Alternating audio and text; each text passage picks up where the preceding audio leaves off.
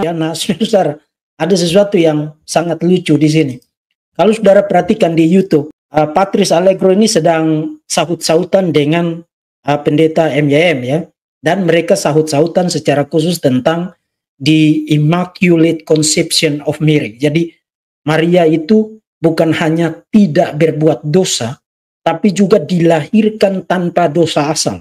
Itu adalah salah satu dari Marian dogmas, dari empat Marian dogmas di dalam tradisi Katolik Roma ya. Yang bikin saya lucu adalah mereka sedang dola-dali tentang the Immaculate Conception of Mary, apakah Maria itu berdosa atau tidak. Tapi kemudian Romo Patris tampil kemudian ngoceh tentang kanon 17 dari Nisea dan mengatakan Protestan tidak percaya Nisea. Mengapa Protestan tidak percaya Nisea? Nah, saudara-saudara tidak perlu sekolah teologi atau masuk seminari untuk langsung mentertawakan klaim semacam itu. Nah, memang di dalam poin argumen dia adalah kanon 17 itu semacam melarang para pelayan Tuhan, para uskup, orang-orang yang menjabat jabatan gerejawi untuk terlibat di dalam bisnis membungakan uang. Tapi pertanyaannya adalah apa hubungan kanon 17 dengan topik perdebatan mengenai the Immaculate Conception of Mary? Artinya ini Romo, dia berargumentasi persis seperti Kadruns, sama seperti RT6, loncat dari satu topik kepada topik yang lain, kepada topik yang satu, kepada topik yang lain. Saudara mau nangkap ekornya itu susah sekali, persis seperti tupai.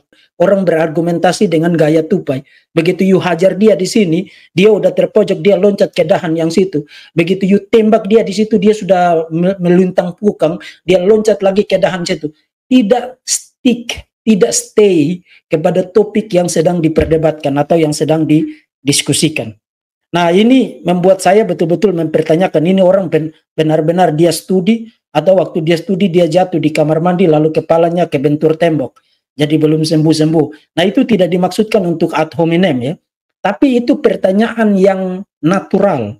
Lahir ketika orang yang kita expect dia berargumentasi secara waras, berargumentasi secara logis, sesuai aturan-aturan penalaran dengan bukti-bukti yang ada, kemudian merumuskan argumen yang juga sound dan valid, kita expect semacam itu dari seorang seperti Romo Patris Allegro. Tapi ternyata begitu dia tampil dengan sangat memalukan, loncat dari satu isu kepada isu yang lain, bahkan saudara-saudara, sekarang dia sudah betul-betul give up. Dia give up tema tentang keutamaan paus di Roma. Dia sudah tidak bahas lagi. Betul-betul dia mencoba untuk melupakan tema tentang keutamaan yurisdiksi paus di Roma. Dia sudah tidak nodek lagi. Kata orang Kupang, tidak noleh lagi ke tema itu.